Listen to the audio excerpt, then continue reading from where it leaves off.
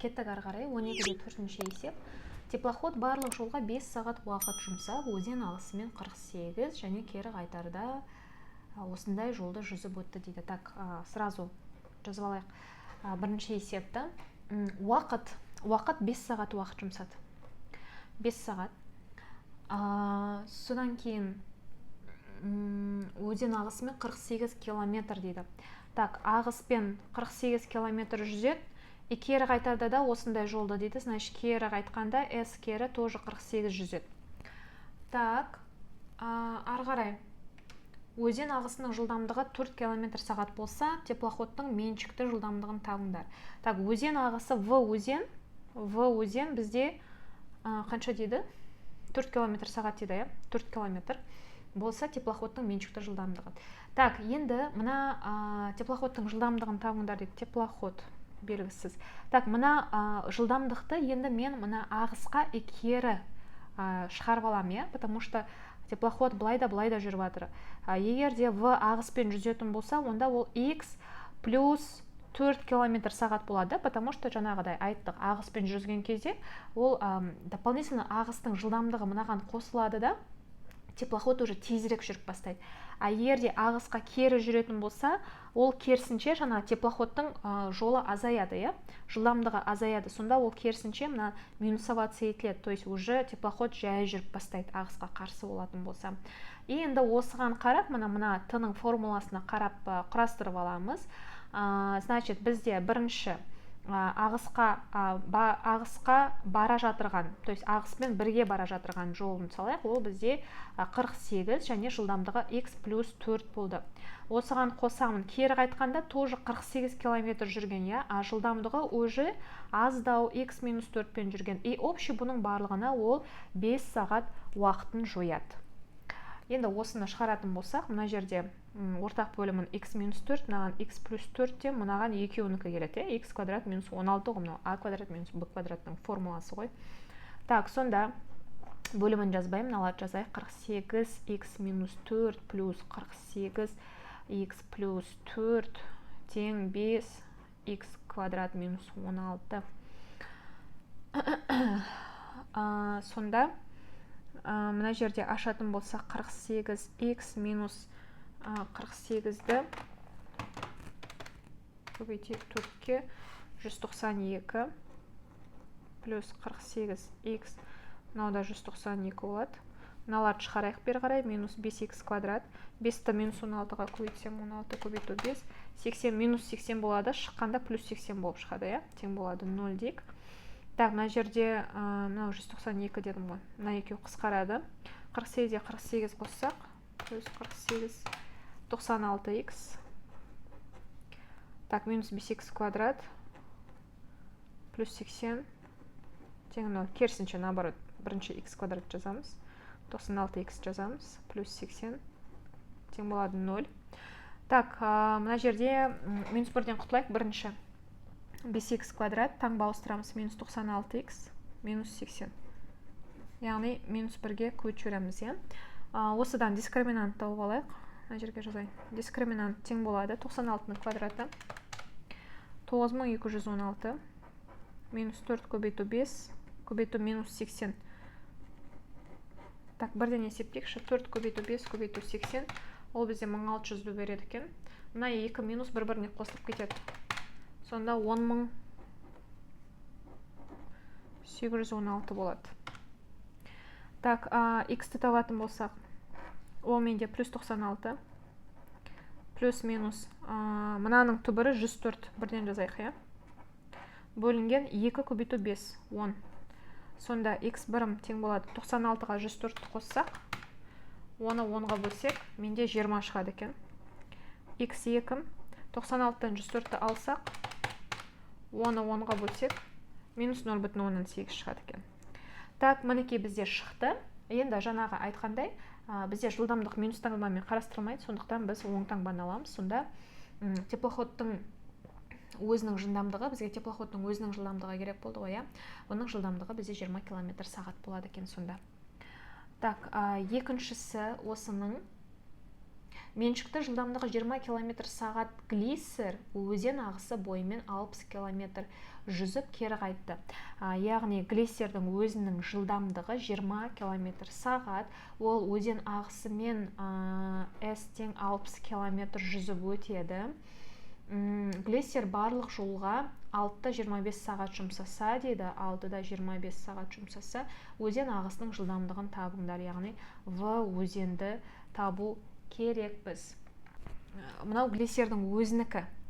Ал біз ол бара жатырғандағы жылдамдық керек, кері келе жатырғандағы жылдамдықты өлшеу керекпіз. Ол бара жатырғанда үлкен жылдамдықпен барады, келе жатырғанда ол уже ағысқа қарсы жүзгеннен кейін ол уже кері жылдамдықпен келеді.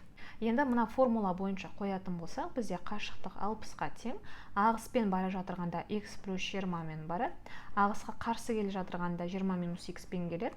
Осының барлығына ол 6-25 уақыт жояды. Мынаған тоқтауыш көбейткіштен берейік, x плюс 20, мынада 400 минус x квадрат, а квадрат минус b квадрат деп алуға болады, мына екеуін орнына ауыстырып жіберуге болады. Сонда 60, 20 минус x плюс 60 x плюс 20 тең 6-25 көбейту 400 минус x квадрат. Енді жақшаны ашатын болсақ 1200 минус 60x, кешірім сұраймын, плюс 60x плюс 1200 тең болады, мына екеуін көбейтсек 2500 минус 6-25x квадрат. Так, мына екеу жойылады, сонда 2400. Мыналарды шығарайық, минус 2500 минус 6-25x квадрат тең болады 0-ге. Так, мынау плюс болады, 6-25, мына минус мына жаққа ауысқан кезде. Так, сонда менде мына жерде 100 минус 100 плюс 6-25x квадрат тең болады 0-ге. 6-25x квадратты қалдырайықта. Мына минус 100-ді ауыстырсақ плюс 100 болып ауысады. X квадрат тең болады 100-ді мынаған бөлсек 16 болады. Бұдан x тең болады плюс минус 4-ке. Бірақ бізде жылдамдықты сұрап тұрғаннан кейін біз аламыз тек қана x тең 4-ті, яғни 4 км сағат жылдамдықпен келеді екен деп. Бізде минус жылдамдық болмайды. Сондықтан тек плюс жылдамдықты аламыз. Так, мынау менде 12-де 4, давайте 12-де 5-ті қарап жіберейік. Жаяу адам қандайда бір уақытта 12 км жолды жүріп өтуі керек еді дейді. Так, сразу S тең болады 12 км жүру керек еді ол. Бірақ ол жолға 1 сағат кешіп шығады. 1 сағат. Сондықтан оған жылдамдықты 1 км сағат арттыру керек болды. То есть ол бірінші алғашқыда x деген жылдамдықпен жүрсе, енді ол x плюс 1, яғни жылдамырақ жүру керек еді. Жаяу адам қандай жылдамдықпен жүрді дейді. Окей, хорошо. В жаяу адам керек. Так, енді алғашқыда ол 12 километрді бірінші жылдамдықпен келе жатырды. Так как ол кешіп қалды, ол разница, уже разница болғаннан кейін азайтам, x плюс 1, и сонда ол уже 1 сағат кешігіп шықты. Яғни, если бы ол кешікпесе, ол нормально жүретін еді плюс болып. А так как кешіп қалғаннан кейін, ол уже разница болғасын, біз уже минусовать етеміз. Так, енді қарапайым толықтауыш көбейткіштерін береміз. Мынаған x плюс 1-ді берем. Сонда 12x плюс 1 минус 12x тең болады x плюс 1. Енді осыны ашып жіберейік. 12x плюс 12 минус 12x тең x квадрат плюс x. Мына екеу қысқарады. 12, мынаны ауыстырам минус x квадрат. Мынау менде минус x болып түседі, тең болады 0. Так, бірінші x квадрат жазайық, одан кейін x-ті, одан кейін санды жазайық, тең 0. Так, минус 1-ге көбейтіп жіберейік. Минус 12 болады сонда. Так, мынау менде веттеріміз арқылы шығаруға болады. Минус 4 и 3, жауабы. Неге себебі минус 4 3-ке қоссам минус 1. Бізде кер таңбасымен алатын едік қой. Минус 4 3-ке көйтсем минус 12. Так как біз минус таңбаны ала алмаймыз, сондықтан біз 3 деген санды аламыз. Яғни оның жылдамдығы x-қа тең ғой бізде, мына жылдамдығы, значит 3-ке тең деген сөз. Енді осының екіншісі, велосипедші қаладан турбазаға дейін 10 км жолды жүріп өтті дейді. Яғни S 10 км жүрді. кері қайтарда ол жылдамдығын 5 км сағат азайтты. Значит, бірінші ол x деген жылдамдықпен келе жатырса, кері қайтқанда уже ол керісінше азайтады, минус болады. Барған және кері қайтқан жолына 1 сағат 10 минут уақыт жұмсады. Так, t 1 сағат 10 минут. Значит, 1 сағат деген 1,10 минут, 10 бөлу 60 минутқа қысқартамыз. Ол менде 1 болады, 1,1 бөлу 6.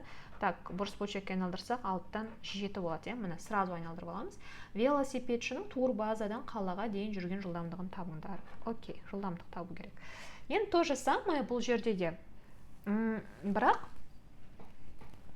барған және кері қайтқан жолына 1 сағат 10 минут. То есть, мына сағаты общий барып келгенге келіп тұр да, то есть общий жойған сағаты. Сондықтан бұл жерде бізде уже қосылады, яғни 10 бөлу x плюс 10 бөлу x минус 5 екеуі қосылады. Неге? Потому что уақыт, общий уақыт жойып тұр ол. Туда-сюдаға 1 сағат 10 минут кетті. Түсінікті ғой, Так, и қарапайым мына жерде 6 x минус 5-тен келеді. Мына жерде 6x-тен келеді. А мынаған x минус 5-тен келеді. Так, и шығарайық осыны. 10-ды 6-ға көйт жіберейік. 60 x минус 5 плюс 60x тең 7x минус 5. Так, ашып жіберсек 60x минус 300 плюс 60x тең болады 7x квадрат минус 35x. Так, мына жерде 120x минус 300. Мыналар шығарамыз минус 7x квадрат. Мына минус плюс болып шығады 35x. Тең болады 0. Бірінші x квадрат жазайық. 35-ке 120x-ті қоссақ 155x. Так, минус 300 тең 0. Так, минус 1-ге көбейт жіберейік. 155x плюс 300 тең 0. Дискриминант табайық. 155-тің квадраты 24.025. Минус 4 көбейту 7 көбейту 300. Так, бірден есептейік. 4 көбейту 7 көбейту 300. Ол менде 8400 минус 24.025. 15625. Так, енді x-ті табатын болсақ, ол менде плюс 155. Плюс минус мынаның түбірі 125 болады екен, бірден жазайық. 2 көбейту 7, 14. Сонда x1 болады. Мынаны қоссақ 155-ке 125-ті қоссақ 280 болады. Оны 14-ке бөлсек 20-ға тең болады. x1 20, бірден жазайық. x2 155-тен 125-ті алып тастасақ, 155 минус 125 алып тастасақ 30, оны 14-ке бөлсек 2,4. 2,4. Так, енді міне жауабы шықты. Біз 20 деген жауапты аламыз, потому что 2,4 алсақ, кері қайтқан жылдамдығы уже минуспен қайтады. Ол минус жылдамдық бізде болмайды, сондықтан мынадан 5-тен үлкен болу керек сан. Яғни жауабы бізде 20 болады екен. Так, енді 6-ны шығарайық,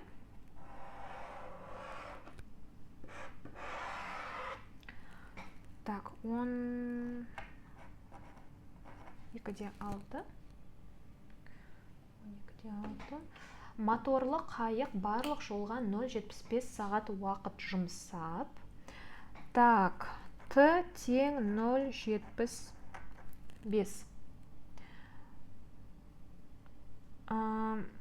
Өзен ағысымен 8 км, өзен ағысына қарсы 3 км жүзіп өтті дейді. Так, S ағыспен 8 км жүзді, S қарсы 3 км жүзді. Өзен ағысының жылдамдығы 2 км сағат болса, қайықтың меншікті жылдамдығы. Так, V өзен егер 2-ке тең болатын болса, V қайық керек. Значит, бұл не? Қайық, моторлы қайық. Қайық өзен ағысымен жүзеді, қарсы жүзеді. Сол үшін жылдамдық оның соответственно екі түрлі болады, ағыспен жүзгендегі, ағысқа қарсы жүзгендегі. Соны есептеп алайық. Бірінші, V ағыспен жүзген кезде ол x мына өзеннің жылдамдығы қосылады. Неге? Себебі жаңағы айтқандай ағыспен жүзгенде жылдамдық артық болады, иә. Ал қарсы жүзген кезде сопротивление болғаннан кейін ол уже бізде жылдамдығы аз болады, x минус 2 болады. Так, енді мынау бізде общий барлығы жұмсалып тұрған мынау уақыт болғаннан кейін, то есть туда-сюда жұмсап тұрған уақыты мынау. Соответственно, ол бізде қосылады. Значит, ағыспен бара жатырғанда 8 км жүзді, и жылдамдығы x плюс 2 болды. Қосылады, ағысқа қарсы 3 км жүзді, жылдамдығы x минус 2 болды. Общий барлығынан 0,75. 0,75-ті немен алуға болады? Бөлшекпен 4-3 деп алуға болады, иә? Так, и осының тоқтауыш көбейткішін салайық. Мына жерде 4 көбейтілген x минус 2. Мына жерде 4 көбейту x плюс 2. Ал мына жерде x квадрат минус 4. А квадрат минус b квадраттың формуласы болғаннан кейін. Так, 8-ді 4-ке көбейтем 32, x минус 2. 3-ті 4-ке көбейтем 12, x плюс 2. Мынау тең 3, x квадрат минус 4. Так, енді ашайық. 32, x минус 64, плюс 12, x плюс 24. Мыналар шығарайықшы сразу, минус 3x квадрат. Мынау минус 12 болады, шыққан кезде плюс 12 болып түседі. Так, енді минус 3x квадратты бірінші жазайық. X-тар жинаймыз. 32, 12x. Сонда қанша? 44x болады, е? Так, енді минус 64 плюс 24. 64-тен 24 алып тастайым. Минус 40. 40-тан 12-ні алып тастайым. 28. Минус 28. Тең 0. Минус 1-ге көйтіп жіберейік. Минус 44x плюс 28 тең 0. Дискриминант табайық. 44-тің квадраты 1936. Одан азайтам 4 көбейту 3 көбейту 28. Так, бірден есептесек. 4 көбейту 3 көбейту 28. 336 болады екен. Одан 1936-ны алып тастасақ, 1600 шығады екен. X-ті табайық. Ол бізде 44 плюс минус мынаның түбірі 40. Бөлу 2 көбейту 3, 6-ға тең.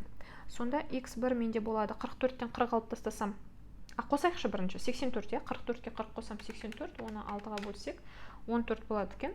x2 алып тастасам 4. Оны 6-ға бөлсек 4 бөлу 6. Ол менде 2 бөлу 3-ке тең. 2 бөлу 3 дегенім ол примерно 2-ні 3-ке бөлсек 0,16. 0,16 ол бола алмайды. Неге? Себебі ол онда қарсы жүзген жылдамдығы онда минуспен кетіп қалады. Сондықтан біз 14 деген жылдамдықты ғана аламыз. Так, и осының екіншісін шығарайық. Моторлы қайық өзен ағысымен 20 км, өзен ағысына қарсы 30 км жүзді дейді. Так, яғни өзен S ағыспен 20 км жүзеді, S қарсы 30 км жүзеді. Қайық барлық жолға 6 сағат 40 минут уақытын жұмсайды дейді. Так, T 6 сағат 40 минут. 40 бөлу 60. Сонда 3-те 2 ғой, 20-ға қысқартсақ 6,3-тен 2. Так, 3-тен 3-ті 6-ға өтем 18. Оған 2-ні қосам 20-ма. Сонда 3-тен 20 деп аламыз.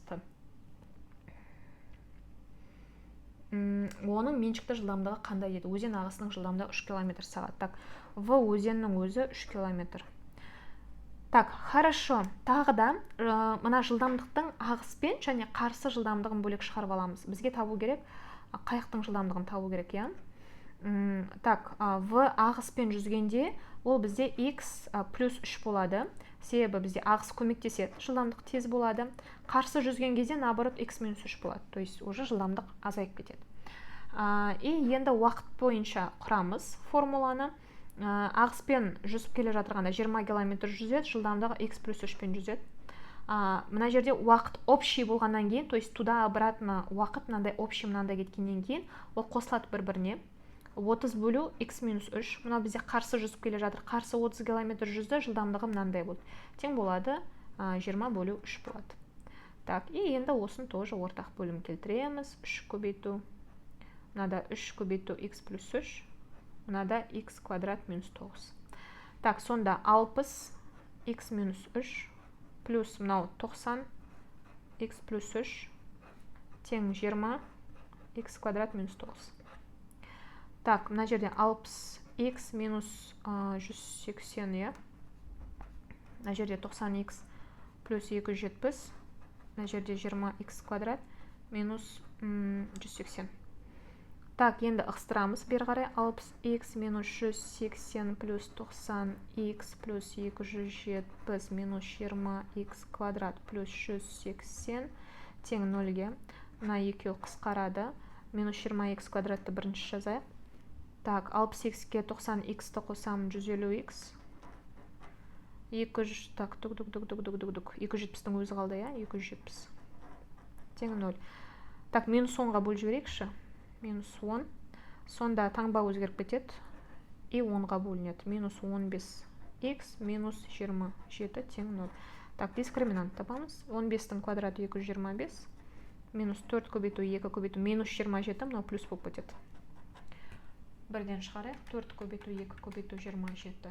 Ой, 4 көбейту 2 көбейту 27. 216. Одан 225-ті алып тастасақ 9 шығады. X тең болады. Мынау плюс 15. Плюс минус 9-ның түбірі 3. 2-ні 2-ге көбейтем 4. Сонда x1 15-ке 3-ті қоссам 18. 18-ді 4-ке бөлсем 4,5. x2 15-тен 3-ті алып тастасам 12. 10-ны 4-ке бөлсем 3.